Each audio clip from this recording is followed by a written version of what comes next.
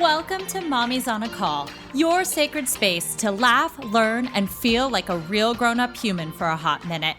I'm Stephanie Uchima Carney, a mom of 3 under 6, serial entrepreneur, business strategist, and donut connoisseur, just trying to get through the day one cold cup of coffee at a time. I believe that with more intention, a positive mindset, and self-care, it is possible to thrive in motherhood, business, and life. My mission is to uncover the daily rituals, life lessons, real-life tactics, and favorite tools to inspire and empower you, mommy, to get the most out of life every single unpredictable day. So grab your headphones, tell your kids you're on the potty, and tune in weekly for some laughs, knowledge bombs, and plenty of real talk with real moms, and maybe a dad or two. Welcome to the Mommy Pod. Hello and welcome back to Mommy's on a Call. Today, I'm excited to bring to you Shannon Kenny Carbonell. Shannon is a former actress and author of the memoir, All Is Not Lost, which is a book for every mom who's ever felt lost or stuck in that what's next for me moment, which I think, honestly, we've all gone through at one point or many in our lives. So welcome, Shannon. Thank you. Thanks for having me. I'm so excited. I have a little bit of a confession. I don't watch Lost. So... You don't have to, trust me. I think I've seen a couple, but I had no idea. So I love the name of your book. And when I found out the premise behind it, I was like, I don't watch Lost though. Yeah. So, but you are not required to watch Lost to read the book. And also, if you're a fan of Lost, I almost feel like it should come with a little bit of a warning that it's not a big tell-all about Lost. And yet we were in Hawaii that year because my husband was filming on Lost. And so there's a lot of sort of parallels that I make between Lost and the journey I was going through, because I was a huge Lost fan, actually, before my husband even was on the show. Oh, wow. And yeah. So, I mean, when you get time, you don't have time now with your kids being the age they are. No. But when you do get time, well, I mean, I kind of think it's a show that nobody's going to hate at all. And you're only going to really like or really love. Yeah. A lot of my friends, I mean, I remember when the final episode came out and all of that, but I don't know, even now, like I don't have time to watch like Netflix or sit down and do any of that. So one time I promise I will, and then I'll understand the parallels in the book, but yeah. But the book is not about, I've gotten in trouble with a few reviews from people who thought it was really about Lost, but if you just read the cover and stuff, you see it's not. And I've never write a tell-all anyway. That doesn't interest me. No. So I want to start off by asking, what was your biggest mom win of the week? My biggest mom win of the week? There's a few. One is sort of, okay. I'll confess the kind of a little angry mom moment I had first. Okay. Is that we had said to my son, who's going into 10th grade, that he was, doing his new courses and go for 10th grade. And I said to him, I really want you to sign up for something that has got to do with the school. Like it's got to have, some sort of school spirit in it, like a sports team, or he's a skateboarder. So there's no skateboarding team at school. And this year, God bless him, he signed up for and auditioned for and got into the jazz band. Ooh. And was playing in the rhythm section, but with nobody at home in front of, our strict rules. He's not back in school yet at all, huh? Because being in 10th grade, they're still, it's pretty restricted. He's gone back one day. So that was kind of like a mom angry moment, because he did not, and after I asked him that, he didn't sign up for any sort of joiner classes. And I saw that he quit the jazz band, which was a real bummer for me because he never really got to be in a band. Yeah. So I lost my cool a little because I'd warned him, I really want you to join something. So he decided to join the volleyball team. So that was sort of like a mom lose moment. But he joined something. He joined a team. I guess that's a win. But that is a win. Before the win. But I think a mom win moment was that my husband and I have really noticed how mature he's getting. And he's just a kid that my first son is a kid that kind of came out as a 30-year-old. Like he looked at us as when he came out, I'm not joking, in the first few minutes, and we were like, he sort of looked at us and he gave us a look like, oh, I'm not sure if you're good enough to be our parents. We were like, oh my God, he's really looking at us like that. And it was so weird. And we were like, oh, he's like a ninth timer. Like he's been here a few times. An old soul. Yeah, an old soul. Whereas my first one came out like, it was his first time. And he seems like that kind of a kid. Like he's making all the mistakes for the first time. And he seems a little younger. And yet we really see it now. He's maturing and he's starting to really deal with the world as a young man. And we've just noticed that it was like the other day we're sitting at dinner and the way he was talking to us, we were like, wow, he's really maturing. Aww. I guess that's a mom win, right? Yeah. And I can't believe you're a half empty nester kind of. That's crazy. Because I have a Nestor as a husband. That's another pun. Oh my goodness, that's hilarious. That's a dad joke from a mom. That's so funny. Well, on that note, give us a little bit of background of your family structure. So ages of your kids, what does your family look like at this very moment? My 19-year-old son, who's 19 tomorrow, is at the University of Michigan. So he's all the way on the other side of the country. My soon-to-be 16-year-old is doing classes from his bedroom. So he's always here. And my husband also wasn't working for a year because he's in the industry and he was doing a show and no shows shot because of the rules of COVID. So it's really been right now, the three of us at home. All the time. We haven't even been doing family dinners because it's like, why would we sit down and look at each other when we've been doing that all day, basically?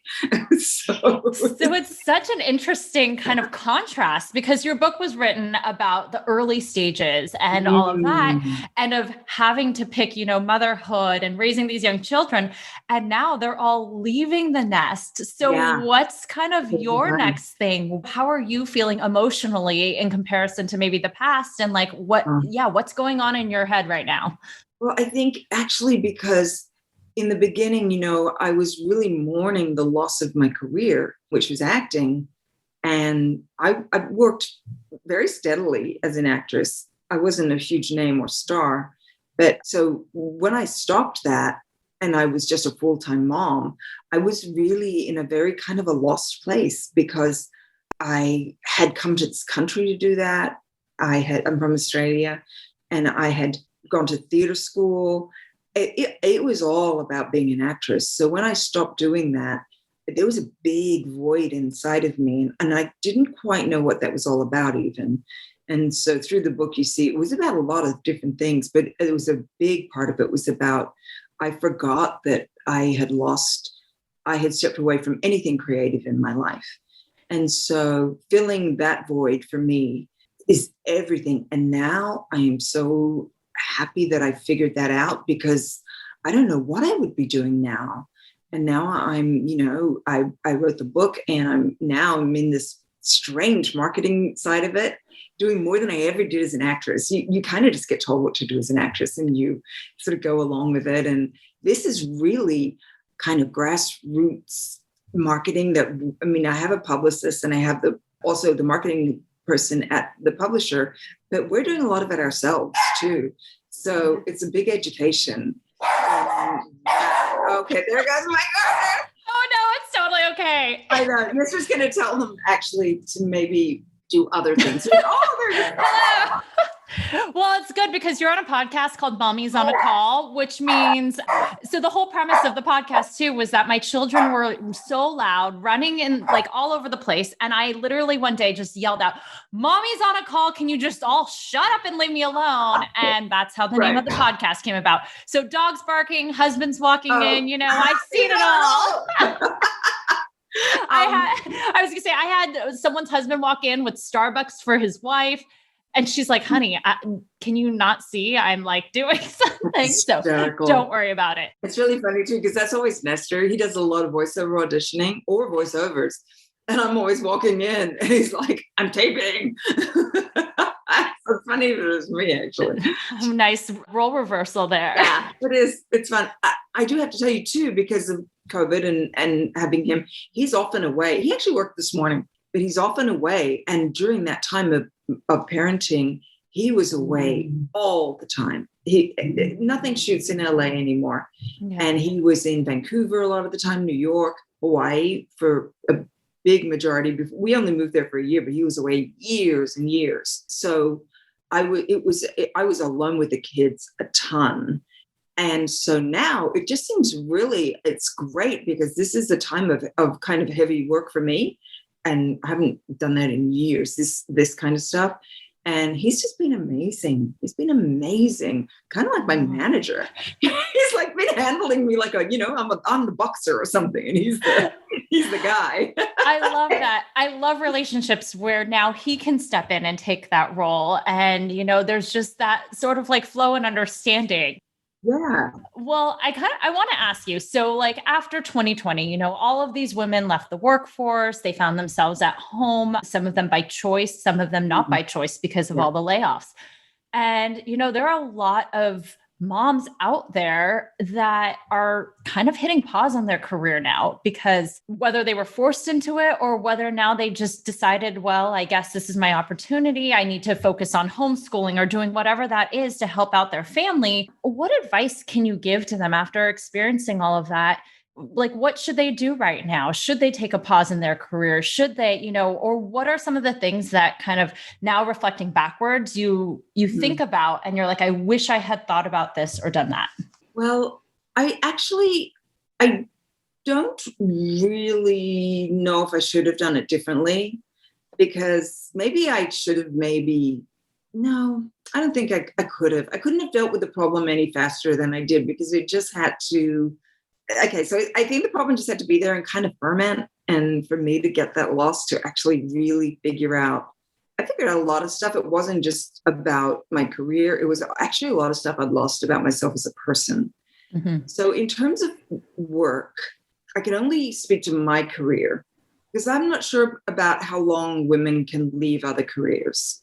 But I know as an actress, you can't step out for too long, especially at my age, or the age I was in my 40s then. You just can't, unless you're a big star. When I was sort of a working actor, I had no power at all. And there's so many, it's you are a part of a sea of actors who want jobs. So when you have no power like that, you will it'll be very hard to get back in. And there's always people to replace you. So if you're in that kind of a job, I'm not sure what you do. I'm not sure and also that relies on looks and youth. Well, I think you have to be realistic when you step out, that it's going to be very hard to get back in.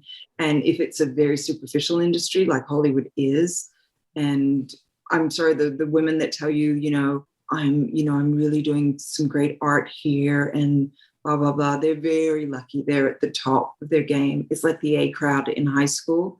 They're usually very talented women and they deserve to be there, but they are the A crowd and that's it. And it's very hard to get into that group. And so they are doing meaningful stuff, but the rest of the actors are just trying to get work. And it's superficial. It's superficial. It's all about a look. It's about what somebody feels about you at that time. You're not going to finance a movie. So it's a very superficial way of getting work at that point. It's sort of what somebody feels about you in that minute, right. After they eat their chicken sandwich. And maybe they have a little indigestion when you walk into the audition and they can't even focus on you at that moment. So you've lost that job. That's how flighty it is. So, it's really pretty cutthroat. It is so cutthroat. Wow. And there's a lot of nepotism. So I would be wary of walking out if you really want to stay in. If that's not your job, if that's not your situation, I think it's amazing to walk out and spend that time with your children. I don't necessarily think the children suffer, because now I've really seen it with my kids being grown up, and that the working moms who really had to work for either by choice or not by choice, I think their kids turned out beautifully. I think my kids turned out great. I think the moms who really can manage to do it half a half, I think they're the really lucky ones. I think their kids turned out beautifully. I think the moms that hovered over their kids and were maybe a bit helicoptery, I think their kids turned out beautifully. I think the moms that gave their kids a long leash, I think their kids turned out really well too. I don't think that matters. I always think it's for you. Right. And so that's actually, so let me turn this around and ask you personally, despite the situation, had you say the situation didn't even exist where you had to choose to, stop to do this, becoming a mom, did that change you in terms of how you viewed your pre-mom life as an actress versus once you became a mom? Like, do you actually think those things that you were passionate about? And I feel the same way, in which sometimes I turn to my husband and I'm like, I feel like I'm not living up to my potential. Like, I studied, I got an MBA, I did all these things. And, now I'm not working in that, big corporate job. But then again, as a mom, I don't want that. So did you ever feel that shift and say, actually, maybe I don't want that, but there are other things that I really do enjoy doing. How can I go about doing that? Like, do you think you had a big shift regardless of the situation? Oh, I had a huge shift. And I talk about it in my book. It felt, instead of not caring about my career, it felt like I became a little impotent. Like, I still cared, but I just didn't have all the shine sort of wore off my career in a weird way. And I still wanted it. I was still really ambitious, but I felt really drawn to the kids. And yet I still wanted to be an actor, but I felt impotent. I felt flaccid. Do you know what I mean? Yeah. And I kind of didn't want to feel that way at all, but something just came into my life that was I guess, more important. But at the same time, my ego was still there and my ambition was still there. Like you said, I'm really well trained at this. I know I'm good at this. I mean, I didn't always know that as an actor. You are constantly questioning yourself. But I think it's much different when you get a business degree and you really know your stuff. And that's a hard place to be.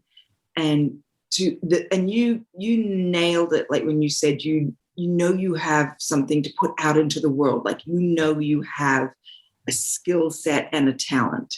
And yet it's very hard when you're a worker to kind of put that aside, because you're always telling yourself, I have this thing that I can do. And it's a drive, right? It's an ambition. And it's not in your nature to not put that out in the world. And yet you have these kids that you're really drawn to. And let's face it, that is not that stimulating, or you're not using that part of your brain. Right. I find that really hard. It's very hard to reconcile with both. Well, I love you said something about creative, like you get to be creative in a different way. And I think I had a friend who she was like in marketing or whatnot. And, she became a stay-at-home mom, but then she decided like her passion was really in that marketing side. So she ended up joining the board on her school and focusing on volunteer work in that.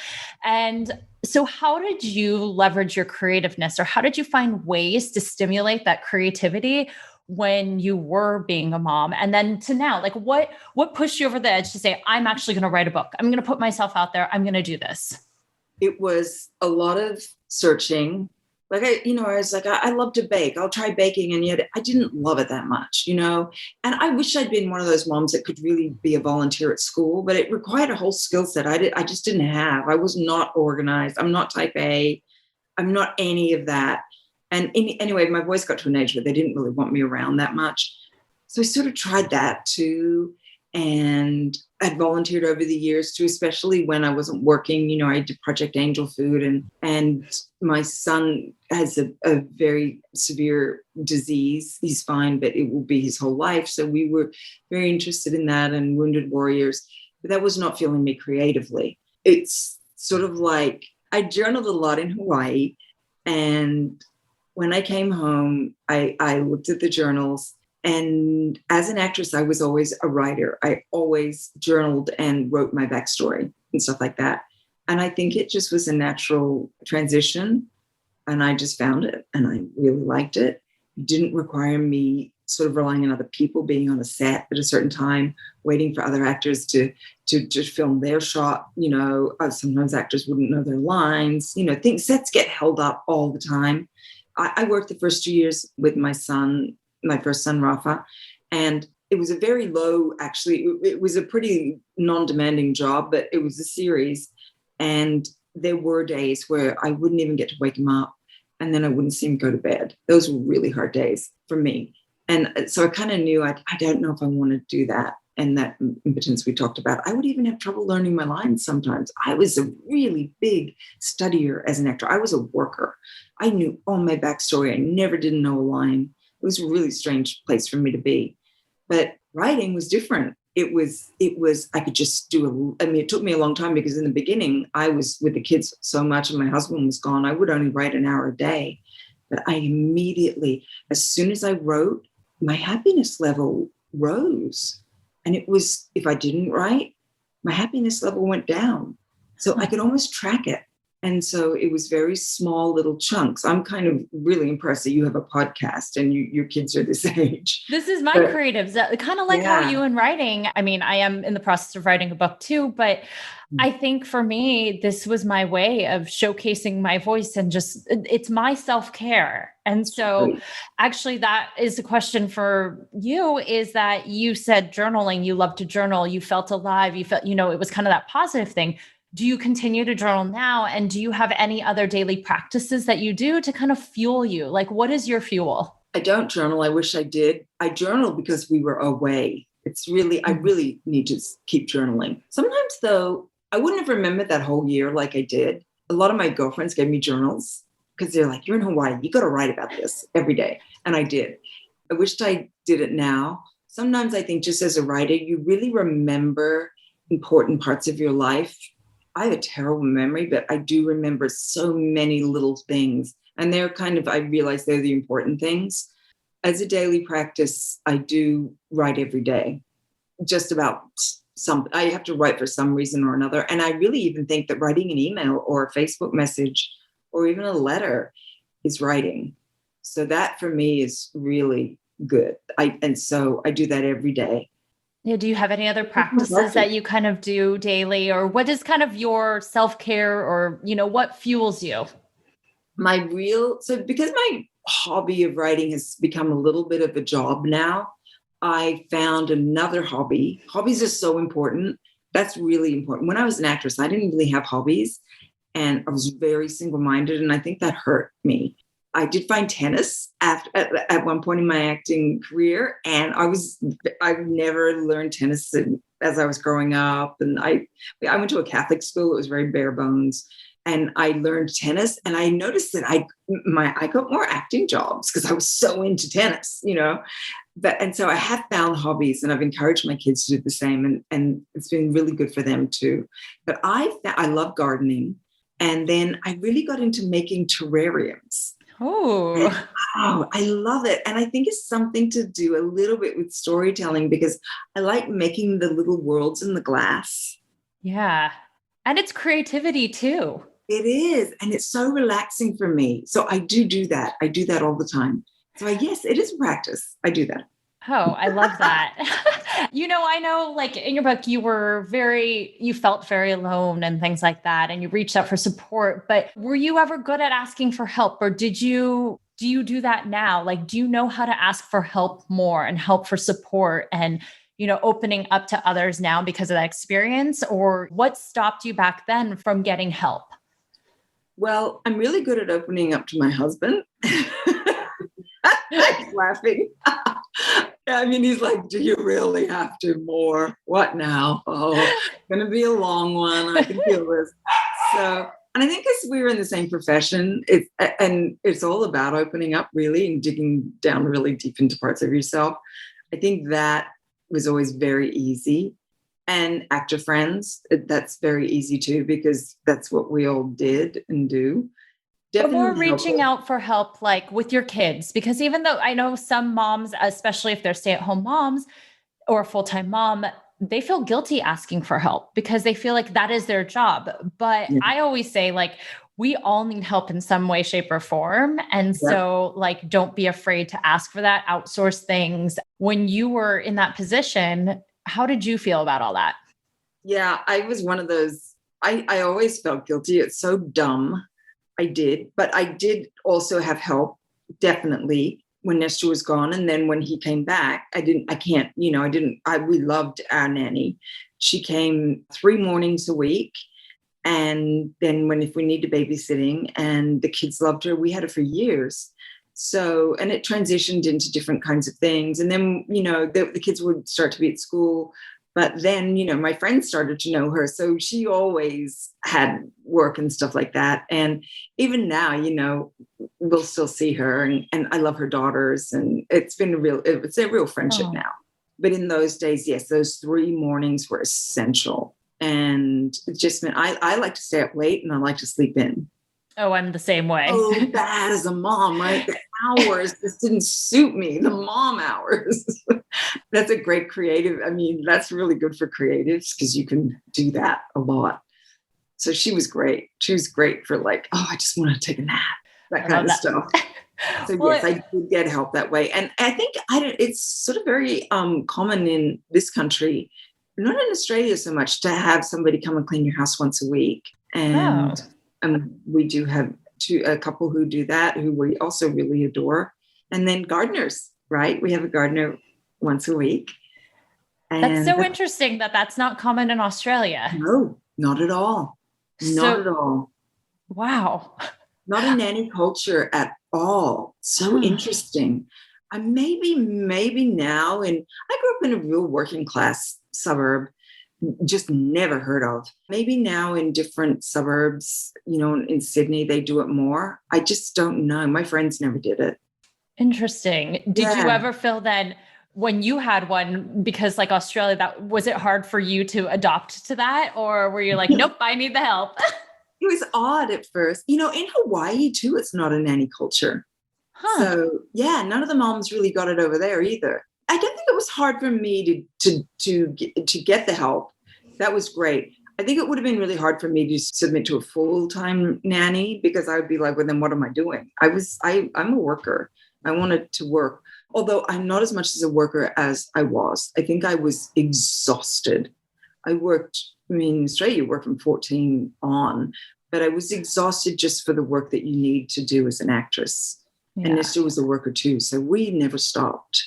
And there was a point when the kids got older that I was just like, I need a rest. And I do think I am much easier on myself now about that stuff.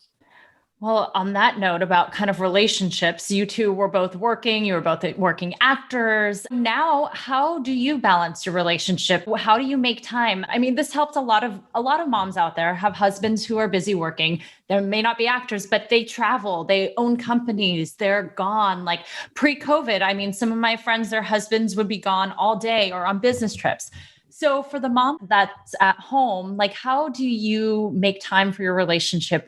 How do you nurture that? And how do you make sure that you two communicate? Do you have any tools or tips because you've survived so much. I mean, I just reading about the like resentment and anger and like, I felt all of those feelings and it's like, how can you just go off and vanish when I'm here? And like, you can just come and go but I can't do that. And I spoke at a Mommy and Me yesterday about just kind of parenting. They started to bring up their spouses and they were like, I don't understand. Like my spouse can just walk out the door and shut it off. But like, if I need to leave, it's like, I have a list of everything needs to be for the kids and thinking about all this stuff. Like, how do you manage your relationship and how did you keep it strong throughout all these years, despite it all? And it's not perfect. I mean, boy, we have times when it gets icy, and it really did during COVID. During COVID, it was about really being with each other too much. And then it getting like so confusing. Like I'd say, we need to talk more. And he'd go, we're talking all the time. Oh my God, what more do you need? And there was a time, and then we had the boys here a lot too, right? And we're like, oh my gosh, we don't want to fight in front of them. We literally took ourselves outside and we sat down and we pretended there was a therapist in front of us. And this is, I guess, where acting comes in handy. Like you can just pretend all the time. And we literally gave ourselves a therapy session because it was at this point of the communication was so bad that we couldn't figure out what was going on. So we were talking to the therapist saying, he's doing this all the time. And and it kind of worked. It really kind of repaired things, but it was like a slow burn for a couple of months where we were just not dealing well with each other. So I think that kind of communication does help. And I really do think we do have that purely because we were taught as actors to really dig down deep and communicate. And that's kind of the annoying thing about actors too, because it's just like, oh God, I ask you how you are. And then we're here for an hour and you have not stopped telling me how you are. That's like, that's too much sometimes. I'm learning things new about actors. I had no idea that. Yeah, that's a lot of actors. And that's what I love. And that's a little bit of the resentment that came in when Nestor was always working. I missed that. I really missed actors because they are really joyful people on the most part and just love, and children, they're kind of kids too as well. And I kind of miss that playfulness that I know he was getting on the set. And because he'd come home and tell me of all the funny things. And even though I would live vicariously and I was really happy hearing the stories. And I was resentful, yes, very resentful that I wasn't there. And at the same time, I knew logically in my mind that he had to be there. He had to feed our family. His career was doing really well. It was a smart choice. I wanted the choice too. And yet, so it's a really hard place to be when your mind knows he's doing exactly the right thing. He's doing nothing wrong. And yet I'm resenting him. So it was so confusing. That's a really confusing place to be. What do you think is like a tip that you can give to really kind of overcome that and to like come out the other side? Because I know there are a lot of people who feel that exact same way. Yeah. And looking back and maybe reflecting over it, was there a key moment or key thing, mindset switch or whatever that might be that really changed that view for you? I guess talking about it, being really open, like just saying just that. So trying to get it clear in your own head first, trying not to act on what you know is sort of hypocritical in your head. That's hard. But trying to, maybe if you do act on impulse, like go back and apologize and say, but this is what I'm feeling, even though I know you're a good man, you are doing everything right. I'm so sorry, but I don't know why. And then of course, trying to curb your impulses and then try to find something that fills you, obviously, and that you don't need your husband. You don't need that resentment to fill it instead. Right. Yeah. So that's key. That place of resentment is just an empty place that you need something else to fill it. Yeah. And that's what I did.